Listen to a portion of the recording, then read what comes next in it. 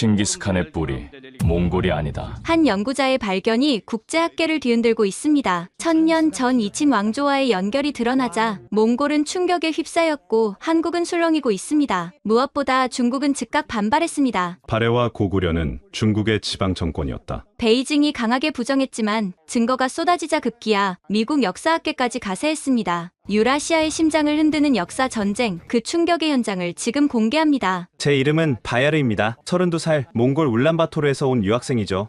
토론토 대학 역사학과 박사과정에 있습니다. 어릴 때부터 저는 우리의 위대한 조상 칭기스칸에게 매료되어 있었어요. 10살 때 처음 읽은 칭기스칸 전기에서 이런 구절을 봤습니다. 그는 아무것도 가진 게 없는 고아에서 시작해 세계를 정복했다. 그 순간부터 저는 결심했죠. 언젠가 칭기스칸을 제대로 연구하는 학자가 되겠다고. 20살에 몽골 국립대학에 입학했고 26살에 캐나다 정부 장학금을 받아 토론토로 왔습니다. 꿈같은 기회였죠. 세계 최고 수준의 도서관과 자료들, 그리고 다양한 국가의 학자들과 교류할 수 있는 환경, 모든 것은 2020년 어느 가을날 오후에 시작되었습니다. 제 인생을 송두리째 비바꿀 충격적인 발견을요. 토론토 대학 로바츠 도서관 4층 희귀본 열람실에서 몽골 비사 원본 복사본을 읽고 있었어요. 그때 옆 테이블에서 한국 학생들의 대화가 들려왔습니다. 야, 이 부분 봐. 고구려 멸망이 668년이고 발해 건국이 698년이잖아. 딱 30년 차이네. 발해가 926년에 멸망했다며? 그럼 거기 사람들은 다 어디로 간 거야? 몰라. 그냥 역사에서 사라진 거 아니야? 아니면 북쪽으로 도망쳤거나? 순간 제 손이 멈췄습니다. 926년, 발해, 멸망, 북쪽으로 도망. 이상하게도 이 단어들이 제 머릿속에서 맴돌기 시작했어요. 왜일까요? 우리 몽골 역사와 무슨 관계가 있는 걸까? 그날 밤, 저는 이상한 충동에 사로잡혔습니다. 몽골 비사를 다시 펼쳐들었죠. 이미 수백 번은 읽은 책이었지만 이번엔 다른 시각으로 읽어보고 싶었어요. 칭기스칸의 뿌리는 지구하신 하늘의 뜻으로 태어난 부르테 치노가 있었다. 그의 아내는 코아이 마랄이었다. 부르테 치노. 우리는 이를 제빛 푸른 일이라고 번역합니다. 코아이 마랄은 흰 암사슴이고요. 우리의 신성한 조상 이야기죠. 그런데 그날따라 이상한 의문이 들었어요. 정말 우리 조상이 늑대였을까? 이런 생각을 하는 제 자신이 무서웠습니다. 이건 신성모독이었으니까요. 하지만 역사학자로서 학문적 호기심을 억누를 수가 없었어요. 다음날 저는 언어학과의 러시아 교수 올가를 찾아갔습니다. 그녀는 중앙아시아 언어 전문가였죠. 교수님, 부르테 치노라는 말이 순수 몽골어인가요? 올가 교수는 안경을 벗으며 흥미로운 표정을 지었습니다. 바야르, 좋은 질문이네요. 사실 그 단어는 좀 특이해요. 몽골어 어근으로는 설명이 안 되는 부분이 있거든요. 그럼 어디서 온 말일까요? 글쎄요. 아마 더 오래된 언어, 혹은 다른 지역에서 차용된 말일 수도 있겠죠. 그녀의 말에 제 심장이 빠르게 뛰기 시작했습니다. 만약 부르테 치노가 몽골어가 아니라면 그럼 어디서 온 말일까? 저는 도서관으로 돌아와 미친 듯이 자료를 찾기 시작했습니다. 페르시아어로 쓰인 집사, 중국의 원사, 티베트의 몽골 연대기까지. 그러던 중 충격적인 사실을 발견했어요. 페르시아어 집사에는 부르테 치노를 분명히 한 인간으로 몽골 부족의 수령으로 기록하고 있었던 겁니다. 늑대가 아니라 사람이었다니. 그렇다면 부르테 치노라는 이름의 진짜 의미는 뭘까요? 저는 이 이름을 음성학적으로 분해해보기 시작했습니다. 부르테 치노, 부르테 치노. 계속 발음하다 보니 이상한 생각이 들었어요. 혹시 이게 관직명은 아닐까? 그것도 몽골이 아닌 다른 나라의 관직명. 그때 갑자기 낮에 들었던 한국 학생들의 대화가 떠올랐습니다. 발해, 926년 멸망, 북쪽으로 도망. 설마 우리 조상이 발해와 관련이 있는 건 아니겠지. 저는 한국사 책들을 찾기 시작했습니다. 고구려, 발해의 역사를 하나하나 읽어나갔죠. 그러다가 놀라운 사실을 발견했어요. 발해의 관직 중에 대내상이라는 게 있었고 이를 불어라고도 불렀다는 기록이 있었습니다. 그리고 좌평, 우평 같은 관직을 대저령이라고도 했다는 거예요. 불어, 대저령, 부르테 치노. 순간 온몸에 소름이 돋았습니다. 부르테 치노가 불어 대저령의 음차일 수도 있다는 생각이 든 거예요. 그렇다면 코아이 마랄은 어떨까요? 이것도 발해나 고구려와 관련이 있을까? 코아이 마랄, 고아이 마랄, 고씨 마을. 고씨는 고구려 왕족의 성이었죠. 말도 안 돼. 이건 너무 억지야. 스스로에게 말했지만 가슴은 미친 듯이 뛰고 있었습니다. 만약 이게 사실이라면 우리 몽골의 시조가 한국의 고대 왕국과 연결되어 있다는 뜻이었으니까요. 하지만 이건 너무나 위험한 생각이었습니다. 제가 몽골로 돌아가면 매국노 취급을 받을지도 모르는 일이었죠. 우리의 자랑스러운 역사를 부정하는 것처럼 보일 수 있으니까요. 그날 밤, 저는 잠을 이룰 수가 없었습니다. 학자로서의 양심과 몽골인으로서의 자부심 사이에서 갈등했죠. 진실을 추구해야 할까요? 아니면 이 발견을 묻어두어야 할까요? 결국 저는 결심했습니다.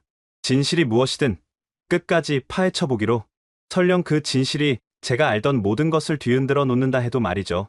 그리고 그 결심이 저를 5년간의 긴 여정으로 이끌게 될 줄은 그때는 꿈에도 몰랐습니다. 먼저 해야 할 일은 분명했습니다. 발해에 대해 더 알아야 했고, 그러려면 한국 학생들의 도움이 필요했죠. 그 다음 주, 저는 한국 학생 서진을 찾아갔습니다. 도서관에서 발해 이야기를 하던 그 학생이었죠. 처음엔 어색했지만 제가 몽골 역사를 연구한다고 하니 흥미를 보였어요. 서진 씨, 혹시 발해의 멸망 이후에 유민들이 어디로 갔는지 아세요? 서진이 의외라는 표정을 지었습니다. 갑자기 왜요? 몽골 사람이 한국 역사에 관심이 있다니 신기하네요. 그냥 궁금해서요. 926년에 멸망했다고 하셨잖아요. 아, 맞아요. 대부분 역사책에는 고려로 흡수되었다고 나와 있는데 일부는 북쪽으로 갔다는 기록도 있어요. 요나라 쪽으로 간 사람도 있고 더 북쪽 초원지대로 간 사람도 있었대요. 초원지대. 그곳은 바로 우리 몽골 조상들이 살던 곳이었습니다. 혹시 발해 왕족에 대한 기록도 있나요? 왕족이요? 응. 대조영이 시조고 대씨 가문이 왕족이었죠. 멸망 때 대부분 죽었다고 하는데 일부는 탈출했다는 설도 있어요. 대씨 가문. 저는 그 이름을 노트에 적었습니다. 서진과 헤어진 후 저는 다시 몽골 비사를 펼쳤습니다. 이번엔 알란구아 부분을 집중적으로 읽었죠. 알란구아는 칭기스칸의 10대조 할머니, 모든 몽골인의 어머니라 불리는 신성한 여인입니다. 그런데 알란구아에 대한 기록을 자세히 보니 이상한 점이 있었어요. 그녀의 남편 도분 네르겐이 죽은 후 하늘에서 빛이 내려와 그녀에게 새 아들을 주었다는 전설 말이에요. 하늘에서 내려온 빛. 이건 분명 은유적 표현이겠죠. 실제로는 무슨 일이 있었을까요? 저는 중국 사료를 찾기 시작했습니다. 원사, 금사, 요사를 차례로 뒤졌죠. 그러다가 금사에서 놀라운 구절을 발견했습니다. 대씨 왕족 일부가 북쪽 몽골 초원으로 갔다. 심장이 멎는 줄 알았어요. 발해 왕족이 정말로 몽골로 갔다는 역사적 기록이 있었던 겁니다. 그렇다면 알란구아도 혹시 발해 왕족과 관련이 있는 걸까요? 중국 사료에서는 알란구아를 아륜거이라고 표기하고 있었는데 이를 다시 분석해보니 아란 집안의 귀한 여인으로 해석할 수 있었어요. 아란. 이 말이 어디서 많이 들어본 것 같았는데 한국 고대사를 찾아보니 아라가야라는 나라가 있었더군요. 그리고 신기하게도 가야 왕족 중 일부가 고구려로 망명했다는 기록도 있었습니다. 점점 퍼즐이 맞춰지는 느낌이었어요. 하지만 아직 확실한 증거는 부족했습니다. 저는 몽골어를 다시 분석하기 시작했습니다. 우리가 늘 써왔던 단어들을 하나하나 뜯어보니 이상한 점들이 보이기 시작했어요. 예를 들어 노연이라는 말, 우리는 이를 귀족이라는 뜻으로 쓰는데 한국 고대어의 나한 또는 노인과 발음이 비슷했습니다. 타이지라는 말도 마찬가지였어요. 왕자를 뜻하는 이 말이 한국의 태자와 너무 비슷했죠. 물론 이것만으로는 아무것도 증명할 수 없었습니다. 우연의 일치일 수도 있으니까요. 하지만 저는 계속 파고들었어요. 그러던 어느 날 도서관 창고에서 먼지 쌓인 러시아 탐험가의 기록을 발견했습니다. 19세기에 몽골을 여행한 포타닌이라는 사람의 일기였죠. 거기에 충격적인 내용이 있었어요. 그가 만난 몽골 노인이 이런 말을 했다는 거예요. 우리 조상은 해가 뜨는 곳에서 왔다. 큰 물 건너 동쪽 나라에서. 해가 뜨는 곳. 큰 물 건너 동쪽. 이건 분명 한반도를 가리키는 말이었습니다. 저는 흥분을 감출 수가 없었어요. 하지만 동시에 두려웠습니다. 이런 연구를 계속하면 저는 몽골에서 배신자가 될지도 모르니까요.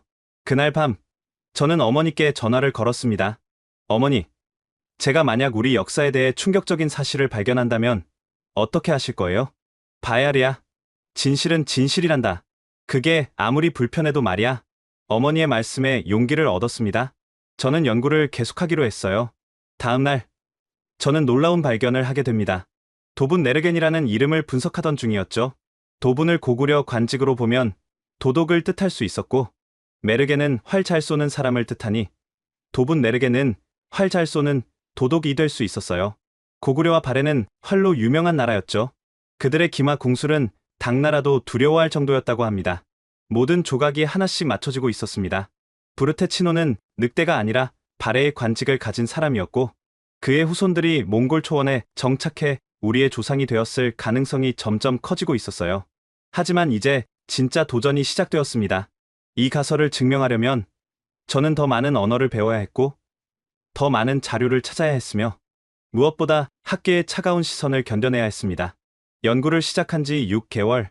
저는 깨달았습니다. 몽골어와 영어만으로는 이 거대한 퍼즐을 풀 수 없다는 것을요. 제가 찾아야 할 자료들은 페르시아어, 아랍어, 중국어, 만주어, 티베트어, 러시아어, 심지어 고대 터키어로 쓰여 있었습니다. 각 나라가 몽골 제국을 다르게 기록했고 그 모든 기록을 비교해야만 진실을 찾을 수 있었죠. 먼저 중국어부터 시작했습니다. 토론토에는 다행히 중국인이 많아서 선생님을 찾기는 쉬웠어요. 하지만 고대 한문을 읽는 건 완전히 다른 문제였죠. 이 글자가 뭔지 아세요? 제가 금사의 한 구절을 가리키자 중국인 튜터 리우가 웃었습니다. 이건 현대 중국인도 잘 못 읽어요. 고대 한문이거든요. 결국 저는 고전 한문을 따로 배워야 했습니다. 매일 새벽 5시에 일어나 2시간씩 한자를 외웠어요. 다음은 페르시아어였습니다. 일칸국의 역사가 라시드 알딘이 쓴 집사를 원문으로 읽기 위해서였죠.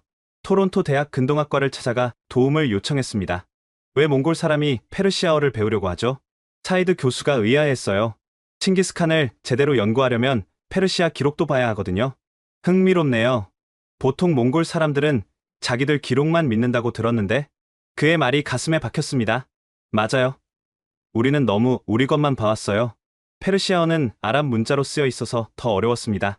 오른쪽에서 왼쪽으로 읽는 것도 익숙해지는데 한 달이 걸렸죠. 처음엔 거꾸로 읽는 줄도 모르고 엉뚱한 해석을 하기도 했어요. 만주어는 더 큰 도전이었습니다. 청나라 실록에 몽골과 관련된 중요한 기록이 있다는 걸 알았지만 만주어를 가르쳐줄 사람을 찾기가 너무 어려웠어요. 결국 뉴욕까지 가서 콜럼비아 대학의 은퇴한 교수님을 찾아뵀습니다. 80이 넘은 스미스 교수님은 서양인으로는 드물게 만주어를 읽을 수 있는 분이었죠. 젊은이, 왜 이 죽은 언어를 배우려 하나? 진실을 찾기 위해서요. 교수님, 진실이라. 그래. 때로는 죽은 언어 속에 살아있는 진실이 숨어있지. 교수님은 제게 만주 문자를 가르쳐 주셨고 청실록 복사본도 구해주셨습니다. 터키어를 배울 때는 정말 좌절할 뻔했어요. 몽골어와 같은 알타이 어족이라 쉬울 줄 알았는데 현대 터키어와 고대 터키어가 완전히 달랐거든요. 그래도 포기할 수 없었습니다. 오르온 비문이라는 고대 터키 문자로 쓰인 비석에 초기 몽골에 대한 기록이 있을지도 모른다는 희망 때문이었죠. 티베트어는 발음이 정말 어려웠어요.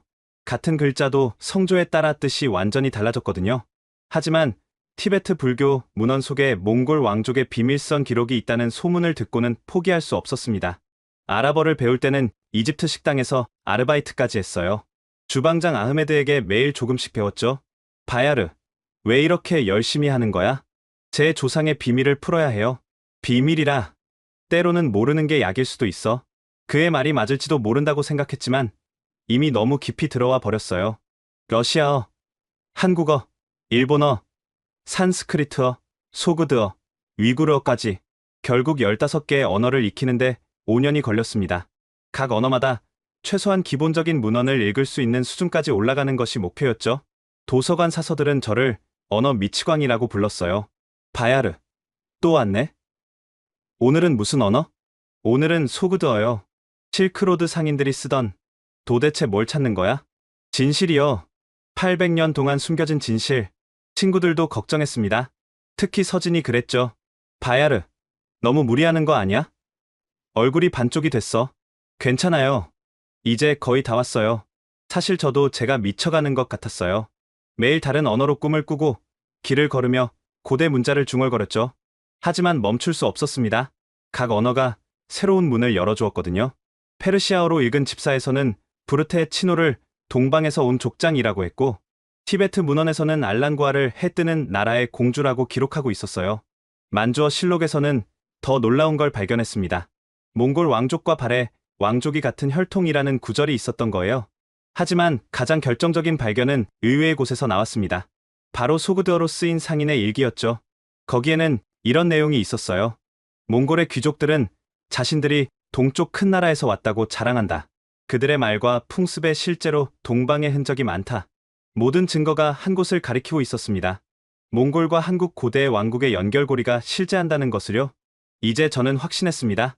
하지만 학계를 설득하는 건 완전히 다른 문제였죠. 특히 15개 언어로 쓰인 문헌들의 교차 검증 작업은 더 많은 시간이 필요했습니다. 15개 언어를 어느 정도 익힌 후 저는 본격적으로 알란구아를 추적하기 시작했습니다. 모든 몽골인의 어머니, 칭기스칸의 10대조 할머니, 그녀가 누구인지 밝혀낸다면 몽골의 기원도 알 수 있을 거라 생각했죠. 몽골 비사에 따르면 알란구아는 처음에 도분 메르겐과 결혼했습니다. 그가 죽은 후 하늘의 빛을 받아 세 아들을 더 낳았다고 하죠.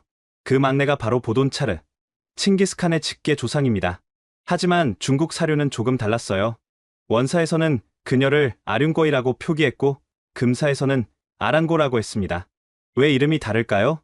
저는 각 언어별로 그녀의 이름을 정리하기 시작했습니다. 몽골어로는 알란과, 중국어로는 아륜거이, 페르시아어로는 알란카툰, 티베트어로는 아란꼬이, 터키어로는 알란하툰. 이 이름들을 분석하다가 놀라운 패턴을 발견했어요. 알란 또는 아란이라는 부분은 모든 언어에서 동일했고 뒤에 고아, 거이, 카툰, 하툰은 모두 귀부인, 왕비를 뜻하는 말이었습니다. 그렇다면 알란은 이름이 아니라 출신지나 가문을 나타내는 말일 수도 있겠다는 생각이 들었어요. 한국사 책을 다시 뒤졌습니다. 그리고 발견했죠. 아라가야, 그리고 알라국이라는 고대 국가들을, 특히 아라가야 왕족 일부가 고구려로 망명했고 그 후손들이 발해 건국에 참여했다는 기록을 찾았을 때는 온몸에 전율이 흘렀습니다. 알란구아는 아라 가문의 고귀한 여인이라는 뜻이 아니었을까요? 더 깊이 파고들었습니다. 도분 메르겐이 죽은 후 그녀가 낳은 세 아들의 이름도 분석했죠. 블룬 칼둔, 부카투 살지, 보돈차르 뭉카크. 이 이름들도 순수 몽골어로는 설명이 안 되는 부분이 있었어요. 특히 살지라는 말은 한국 고대어의 살주와 발음이 비슷했습니다. 발해의 군사 단위였죠. 그러던 어느 날 저는 러시아 상트페테르부르크 도서관에서 놀라운 문서를 발견했습니다. 온라인으로 열람 신청을 했는데 18세기 러시아 탐험대가 작성한 몽골 족보 연구서였어요. 거기에는 충격적인 내용이 있었습니다. 몽골 귀족들은 비밀스럽게 전해오는 족보가 있다. 그들은 자신들의 선조가 동방의 멸망한 왕국에서 왔다고 믿는다. 특히 알란구아는 그 왕국의 마지막 공주였다고 한다. 동방의 멸망한 왕국. 시기적으로 봤을 때 이건 발해를 가리키는 것이 분명했습니다. 저는 즉시 지도교수인 올가 교수를 찾아갔습니다. 교수님, 이것 좀 봐주세요. 제가 드디어 증거를 찾은 것 같아요. 올가 교수는 문서를 자세히 읽더니 안경을 벗었습니다. 바야르, 이건 정말 폭발적인 내용이네요. 하지만 18세기 문서 하나만으로는 부족해요. 더 오래된, 더 직접적인 증거가 필요합니다. 그녀의 말이 맞았어요. 저는 다시 도서관으로 돌아갔습니다. 이번엔 알란구아가 살았던 시대, 즉 11세기 전후의 기록을 집중적으로 찾았죠. 그리고 마침내 요사, 즉 거란의 역사서에서 결정적인 단서를 발견했습니다. 발해가 멸망할 때 왕족 대씨 일족 중 일부가 북쪽 초원으로 도망갔다. 그들은 현지 부족과 혼인하여 새로운 세력을 형성했다. 이 기록의 시기가 바로 알란구아가 살았던 시대와 정확히 일치했어요. 더 놀라운 건 금사에서 발견한 내용이었습니다. 대씨 왕족의 후손 중에 여인이 있었는데 그녀는 몽골 족장과 혼인하여 여러 아들을 낳았다. 그 자손들이 후에 초원의 패자가 되었다. 이건 명백히 알란구아를 가리키는 것이었어요. 하지만 아직도 의문이 남았습니다. 왜 몽골 비사는 그녀의 출신을 숨겼을까요? 왜 하늘의 빛이라는 신화로 포장했을까요? 티베트 문헌에서 그 답을 찾았습니다. 새로운 지배자는 자신의 정통성을 위해 신화를 만든다. 특히 외부에서 온 혈통일 경우 하늘의 뜻이라고 포장하는 것이 가장 효과적이다. 알란구아가 발해 왕족이라는 사실은 당시 몽골 부족들에게는 받아들이기 어려운 진실이었을 겁니다. 그래서 하늘의 빛이라는 신화로 포장한 거죠. 저는 이제 확신했습니다. 알란구아는 동쪽에서, 정확히는 멸망한 발해에서 온 왕족 여인이었다고. 하지만 이 연구 결과를 발표하기까지는 아직 넘어야 할 산이 많았습니다. 학계의 보수적인 시각, 정치적 압력, 그리고 무엇보다 제 동포들의 반응이 걱정되었죠. 그래도 진실은 밝혀져야 했습니다. 역사는 우리가 누구인지 알려주는 거울이니까요. 그 거울이 때로는 불편한 진실을 보여줄지라도 외면할 수는 없는 법입니다. 4년째 되던 해, 저는 처음으로 학회에서 제 연구를 발표하기로 했습니다. 북미 아시아 학회 연례 컨퍼런스였죠. 발표 제목은 몽골 기원 신화에 대해서 언어학적 증거를 중심으로였습니다. 발표 당일, 강단에 서는 순간 다리가 떨렸어요. 청중석에는 저명한 몽골학 연구자들이 가득했습니다. 그 중에는 제 연구를 완전히 뒤엎을 수 있는 권위자들도 있었죠. 오늘 저는 충격적인 가설을 제시하고자 합니다. 칭기스칸의 조상, 부르테 치노가 늑대가 아니라 발해의 관직을 가진 인물이었을 가능성에 대해서 말입니다. 순간 청중석이 술렁였습니다. 몇몇은 코웃음을 쳤고 일부는 흥미로운 표정을 지었죠. 발표를 진행하면서 저는 그동안 모은 증거들을 하나씩 제시했습니다. 15개 언어로 분석한 자료들, 각국의 역사서에서 발견한 일치점들, 음성학적 분석 결과들, 부르테 치노를 불어 대저령으로 해석하면 이는 발해의 관직명과 정확히 일치합니다. 또한 알랑고아라는 이름도 잠깐, 갑자기 한 노 교수가 손을 들었습니다. 하버드의 몽골학 권위자 윌리엄슨 교수였죠. 젊은 친구, 당신 몽골 사람 맞나? 어떻게 자기 민족의 신성한 신화를 이렇게 모독할 수 있지? 교수님, 저는 진실을 찾고자 할 뿐입니다. 진실? 당신이 하는 건 케이팝 타고 흐르는 한류의 역사까지 팔아먹으려는 시도 아닌가? 청중석에서 웃음이 터졌습니다. 제 얼굴이 빨갛게 달아올랐어요. 그때 청중석 뒤편에서 중국인으로 보이는 한 남자가 일어섰습니다. 저도 한 말씀 드리겠습니다. 이 젊은이의 연구는 명백한 역사 왜곡입니다. 몽골은 중국 역사의 일부이며 원나라는 중국 왕조입니다. 발해 역시 중국의 지방 정권이었고요. 이런 식으로 역사를 조작하는 것은 중국의 통일된 역사관을 훼손하는 행위입니다. 저는 그가 누군지 즉시 알아챘어요. 중국 사회과학원의 장 웨이 교수, 동북공정의 핵심 인물이었죠. 장 교수님, 발해가 중국 지방 정권이라는 주장은 닥치세요. 당신 같은 애송이가 감히 중국 5000년 역사를 부정하려 하다니. 분위기가 험악해졌습니다. 학회는 학술 토론의 장이 아니라 정치적 공방의 장이 되어버렸죠. 발표가 끝난 후 저는 참담한 기분으로 로비에 나왔습니다. 그때 한 동양인 남자가 다가왔어요. 바야르 씨죠? 잠깐 이야기 좀 할까요? 그는 자신을 중국 대사관 문화부 직원이라고 소개했습니다. 당신의 연구 참 흥미롭네요. 하지만 이런 민감한 주제는 조심스럽게 다뤄야 하지 않을까요? 중국 정부는 역사 연구에 많은 지원을 하고 있습니다. 당신도 우리와 협력한다면? 뇌물 제안이었어요. 저는 단호하게 거절했습니다. 죄송하지만 전 진실을 찾는 것에만 관심이 있습니다. 그의 표정이 차갑게 변했어요. 후회하게 될 겁니다. 그 이후로 이상한 일들이 일어나기 시작했어요. 먼저 제 연구실 컴퓨터가 해킹당했습니다. 다행히 중요한 자료는 따로 백업해뒀지만 불안했어요. 도서관에서 빌린 책들이 갑자기 분실 처리되기도 했고 제가 신청한 고문서 열람이 계속 거부되기도 했습니다. 가장 충격적인 건 제 지도교수인 올가 교수에게 압력이 들어왔다는 거였어요. 바야르, 중국 측에서 우리 학과 연구비 지원을 끊겠다고 협박해왔어요. 당신 연구 때문에. 교수님, 죄송합니다. 제가. 아니에요. 이건 당신 잘못이 아니에요. 오히려 당신이 옳은 길을 가고 있다는 증거죠. 진실이 아니라면 왜 이렇게 방해하겠어요? 하지만 압력은 계속됐습니다. 어느 날 밤, 기숙사로 돌아가는 길에 동양인 남자 셋이 저를 둘러쌌어요. 바야르, 경고는 충분히 했다. 이제 그만둬. 누가 시켰습니까? 중국 정부입니까? 그들은 대답 대신 위협적인 제스처를 보였어요. 다행히 지나가던 경찰 덕분에 무사했지만 공포를 느꼈습니다. 다음 날, 서진이 찾아왔어요. 바야르, 이게 다 내 잘못이야. 내가 발해 얘기만 안 했어도. 아니에요. 이건 제가 선택한 길이에요. 그때 서진이 놀라운 이야기를 들려줬어요. 사실 나도 비슷한 경험이 있어. 작년에 고구려사 연구하다가 중국 측 압력을 받았거든. 그들은 동북공정으로 고구려, 발해를 모두 중국사로 만들려고 해. 동북공정이요? 중국의 역사 왜곡 프로젝트야. 막대한 자금을 투입해서 학자들을 매수하고 반대 의견은 탄압하지. 그제야 이해가 됐어요. 제 연구가 단순히 몽골 역사만의 문제가 아니었던 거죠. 중국의 역사 패권주의와 정면으로 충돌하는 내용이었던 겁니다. 몽골 유학생 커뮤니티에서도 이상한 소문이 돌기 시작했어요. 바야르가 중국 스파이래. 몽골과 한국을 이간질시키려는 거라고.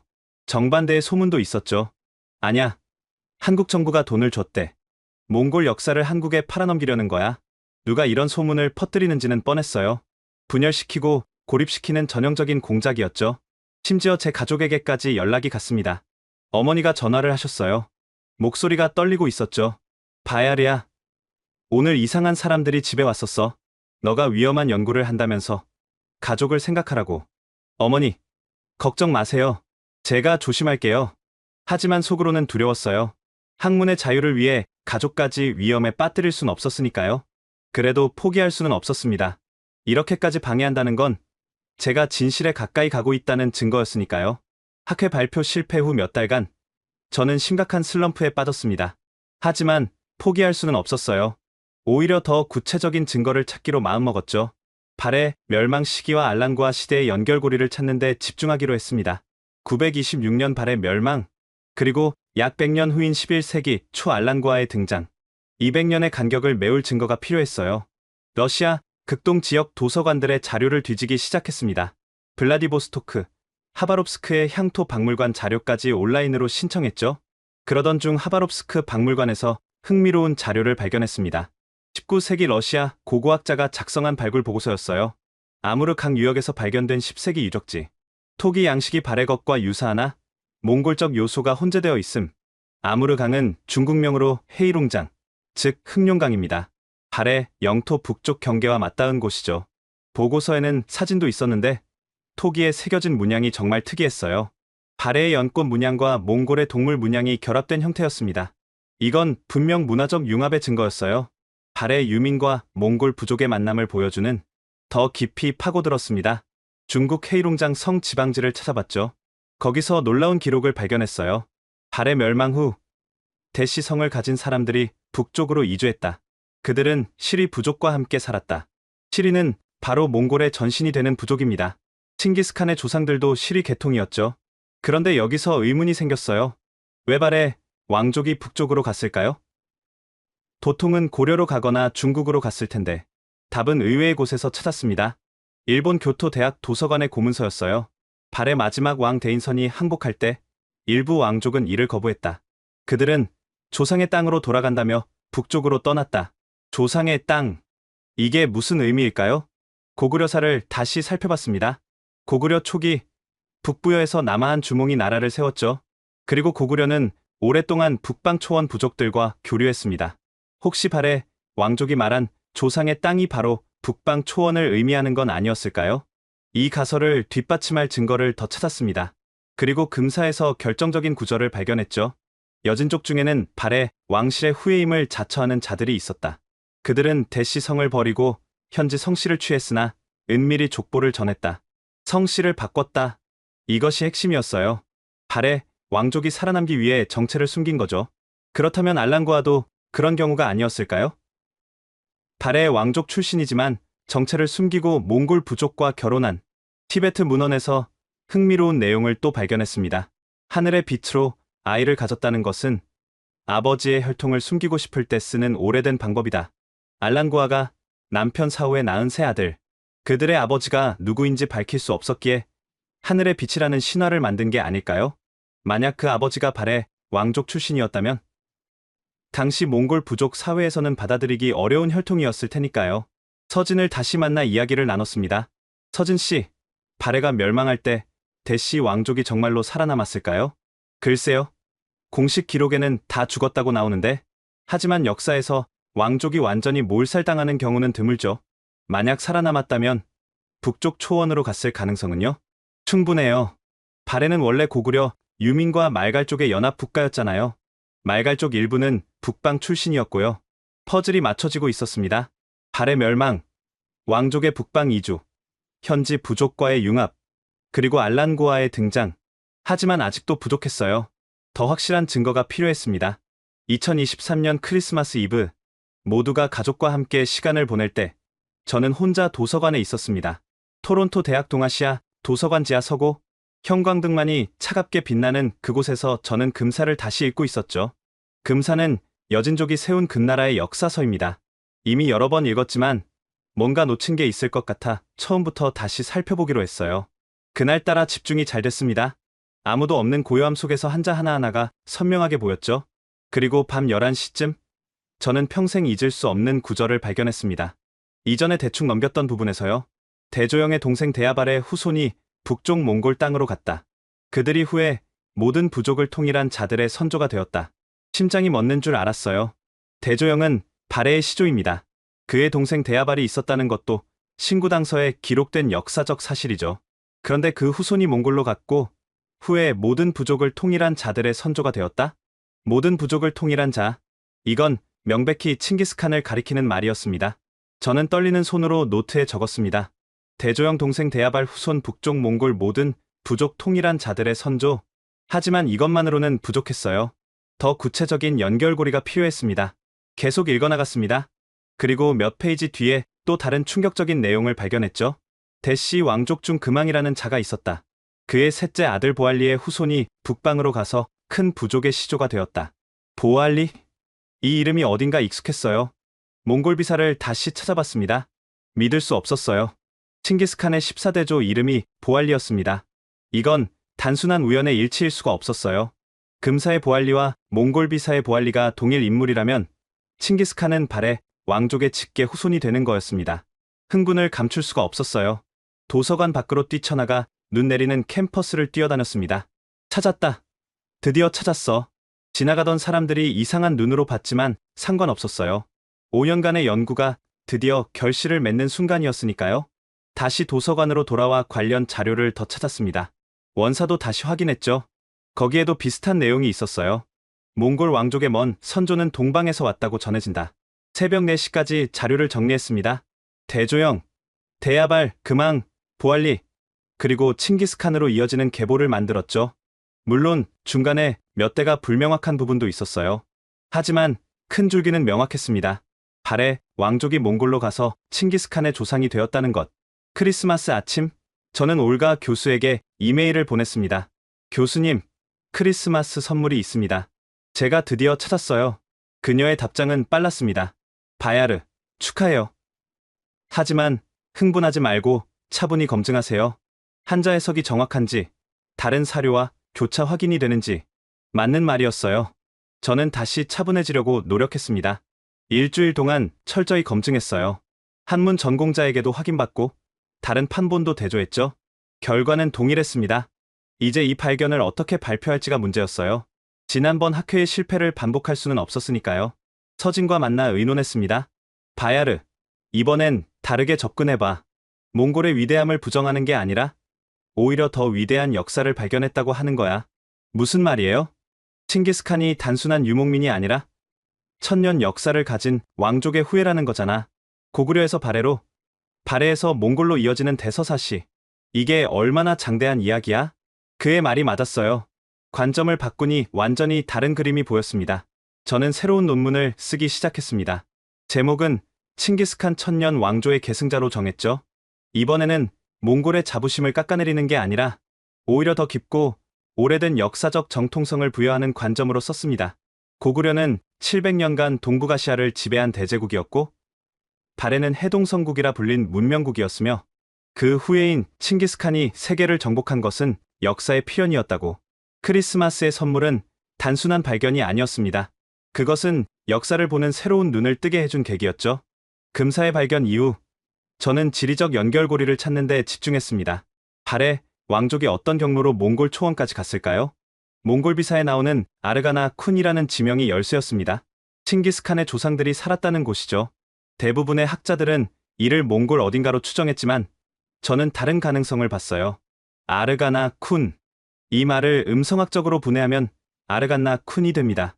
그리고 고대 한국어에서 아리는 강을 뜻했죠. 아리수, 아리랑의 그 아리입니다. 그렇다면 아르가나는 아리간의 변형이 아닐까요? 압록강의 고대 이름이 아리간 또는 아로안이었다는 기록이 있거든요. 쿤은 몽골어로 사람들 또는 지역을 뜻합니다. 즉 아르가나 쿤은 압록강 지역 사람들이라는 뜻일 수 있었어요. 이 가설을 확인하기 위해 고지도를 찾기 시작했습니다. 중국, 한국, 일본의 고지도는 물론 이슬람 지도까지 뒤졌죠. 페르시아 지리학자 알-이드리시가 그린 12세기 지도에서 흥미로운 것을 발견했어요. 압록강 상류 지역에 아르칸이라는 지명이 표시되어 있었던 거예요. 더 놀라운 건 러시아 탐험가의 19세기 기록이었습니다. 만주 북부 주민들은 압록강 상류를 아르한이라 부른다. 이곳에서 북쪽 초원으로 가는 고대 길이 있다고 한다. 고대 길. 바로 이 길을 통해 발해 왕족이 북쪽으로 이동한 게 아닐까요? 지도를 펼쳐놓고 경로를 추적했습니다. 압록강 상류에서 출발하면 대응알령 산맥을 넘어 몽골 초원 동부에 도달할 수 있었어요. 거리는 약 1000km.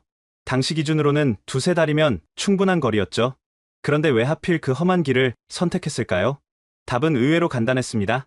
그 길이 가장 안전했기 때문이에요. 926년 발해가 멸망할 때 거란군이 남쪽과 서쪽을 맡고 있었거든요. 유일한 탈출로가 북쪽이었던 거죠. 몽골 초원 동부, 즉 현재 내몽골 자치구 동부와 헤이룽장성 서부.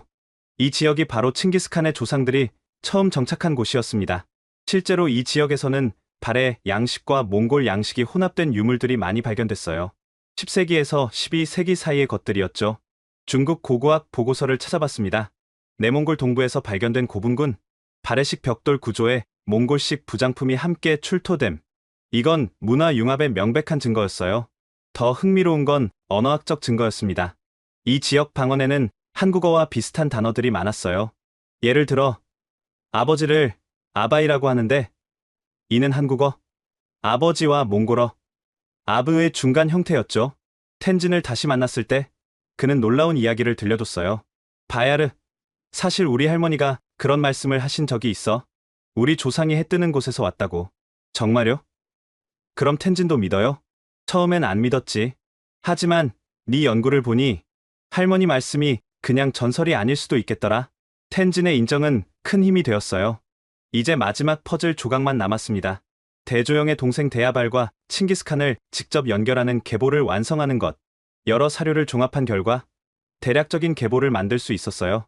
데야발에서 금왕까지 4대, 금왕에서 보알리까지 1대, 보알리에서 알란고아까지 3대, 알란고아에서 칭기스칸까지 10대, 총 19대, 약 500년의 시간, 역사적으로 충분히 가능한 시간대였습니다.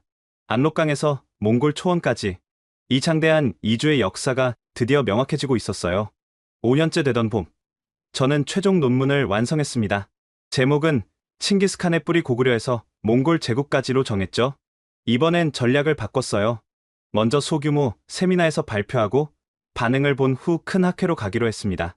첫 발표는 토론토 대학 동아시아학과 세미나였어요. 청중은 20명 정도. 부담이 적었죠. 오늘 저는 동아시아 역사의 잃어버린 연결고리를 보여드리겠습니다. 고구려, 발해, 그리고 몽골 제국으로 이어지는 1500년의 대서사실이요. 이번엔 반응이 달랐어요. 사람들이 진지하게 들었습니다. 발표 후 질문이 쏟아졌지만 이번엔 준비가 되어 있었어요. 언어학적 유사성만으로는 부족하다고요? 여기 금사와 원사의 교차 검증 자료가 있습니다. 고고학적 증거가 없다고요? 내몽골 동부의 발굴 보고서를 보십시오. 정치적 의도가 있는 거 아니냐고요? 저는 몽골인입니다. 제 조상의 진실을 찾고자 할 뿐이에요. 세미나는 성공적이었어요. 몇몇 교수들이 제 연구에 관심을 보였죠. 특히 일본에서 온 사토 교수가 중요한 정보를 줬어요. 바야르군, 교토대학에 몽골 왕족의 비밀 족보가 있다는 소문이 있어요. 한번 확인해보는 게 어때요? 비밀 족보라니, 만약 그게 진짜라면 결정적인 증거가 될 수 있었어요. 저는 즉시 교토로 날아갔습니다. 교토대학 도서관 특별 열람실. 거기서 저는 놀라운 문서를 만났어요. 17세기에 만주족이 작성한 몽골 왕족 세계라는 문서였습니다. 거기에는 충격적인 내용이 있었어요. 칭기스칸의 19대조는 데야발이다. 그는 발해국을 세운 대조영의 아우였다. 명확한 기록이었어요. 더 이상의 증거가 필요할까요? 문서에는 상세한 계보도 있었습니다. 데야발, 대완, 대승, 진구, 금왕, 보알리, 콩고라트, 둔비나이, 부카, 바담, 투블룬, 콰출라, 메넨투둔, 하출라, 칸, 바이싱고르, 툰비나이, 카블칸, 바르탄 바하토르, 예수게이, 그리고 태무진 즉 칭기스칸. 19대가 정확히 기록되어 있었어요. 이 족보를 들고 토론토로 돌아왔을 때 올가 교수도 놀랐습니다. 바야르, 이건 정말 역사적 발견이에요. 이제 아무도 부정할 수 없을 거예요. 하지만 가장 중요한 건 제 동포들의 반응이었어요. 몽골 유학생 모임에서 발표했을 때 처음엔 침묵이 흘렀습니다. 그러다 한 선배가 말했어요. 그러니까 우리 조상이 더 위대했다는 거네? 단순한 유목민이 아니라 천년 왕조의 후예였다는 거? 네, 그렇습니다. 우리는 고구려의 용맹과 발해의 문명을 이어받은 후 세계를 정복한 거예요. 텐진이 일어섰습니다. 바야르, 미안해. 처음에 네 연구를 의심했어. 하지만 이제 알겠어. 넌 우리 역사를 깎아내린 게 아니라 더 깊은 뿌리를 찾아준 거구나. 하나둘씩 박수가 터져 나왔어요. 5년 만에 처음으로 동포들의 인정을 받는 순간이었습니다. 에네볼드가 물었어요. 그럼 한국인들과 우리가 친척인 거야? 친척이라기보다는 같은 뿌리에서 나온 형제 민족이라고 할 수 있죠. 1500년 전에 갈라진. 와. 그래서 한국 드라마 보면 왠지 친근했구나. 모두가 웃었어요. 긴장이 풀리는 순간이었죠. 이제 마지막 관문이 남았습니다. 국제학회에서의 정식 발표. 하지만 이번에는 두렵지 않았어요. 진실은 그 자체로 힘이 있으니까요. 국제중앙아시아학회. 파리에서 열리는 이 학회는 몽골학 연구의 최고 권위를 자랑합니다. 저는 그곳에서 제 연구의 최종 발표를 하기로 했어요. 발표 제목은 잃어버린 고리 고구려, 발해, 그리고 몽골 제국의 연속성이었습니다. 강단에 섰을 때 500명이 넘는 청중이 저를 바라보고 있었어요. 그 중에는 5년 전 제 연구를 조롱했던 윌리엄슨 교수도 있었죠. 신사숙녀 여러분, 오늘 저는 동아시아 역사의 패러다임을 바꿀 발견을 공유하고자 합니다. 차분하게, 그러나 확신을 가지고 발표를 시작했어요.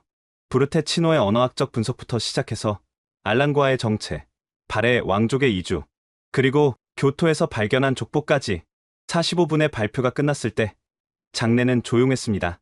그리고 한 사람이 손을 들었어요. 프랑스의 저명한 몽골학자 피에르 교수였습니다.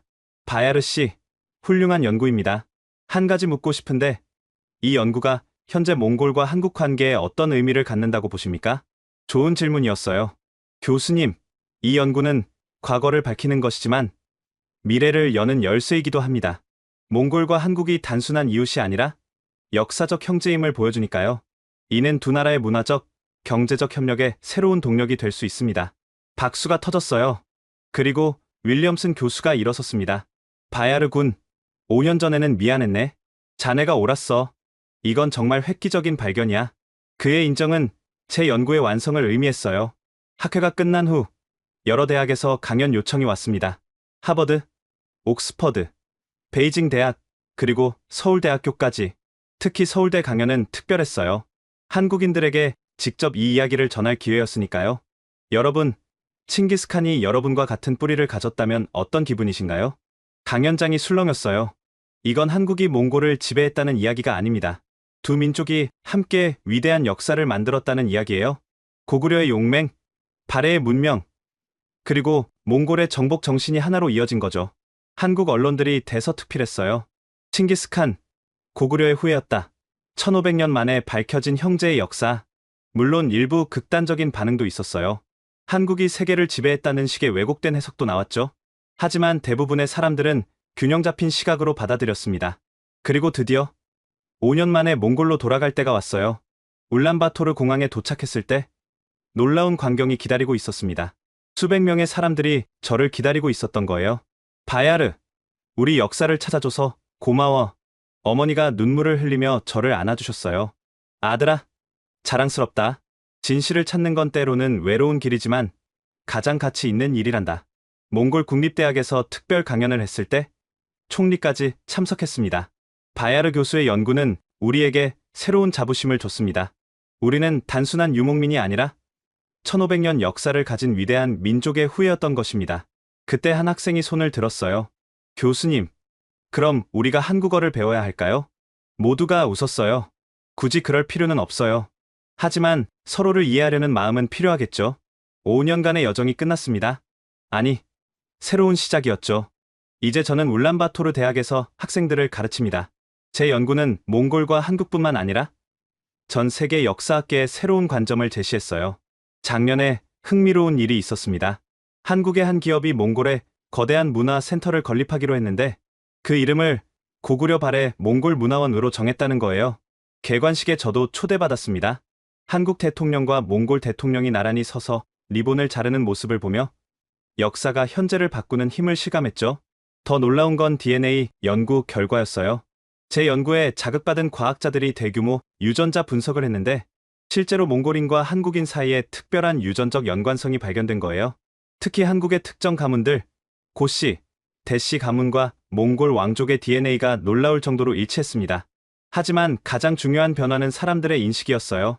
몽골 젊은이들이 한국 문화에 더 관심을 갖게 됐고, 한국 젊은이들도 몽골을 다르게 보기 시작했죠. 단순한 이웃이 아니라 역사를 공유한 형제로. 서진이 최근에 연락을 해왔어요. 바야르, 네 덕분에 역사학과 지원자가 늘었대. 모두가 제2의 바야르가 되고 싶어 한다나? 저는 웃을 수밖에 없었어요.